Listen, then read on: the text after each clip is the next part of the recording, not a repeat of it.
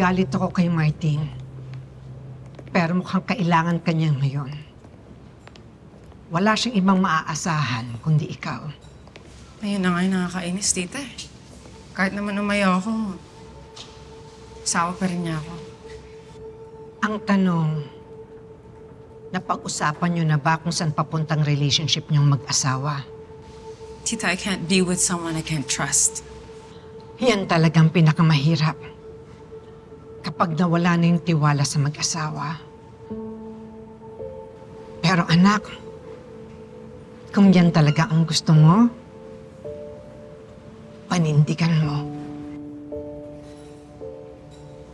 Paano po kung mali yung desisyon ko? Nagiging mali lang ang isang desisyon kung mali yung intensyon. I just wanna be free. Takot na ako masaktan.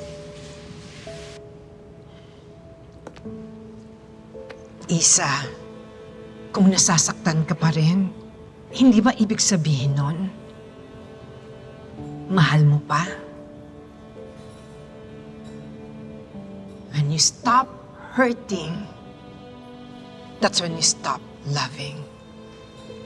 Nasasaktan ka pa rin kasi mahal mo pa si Martin. Basta anak ha, kung ano mang landas ang pipiliin mo, kailangan buo ang loob mo.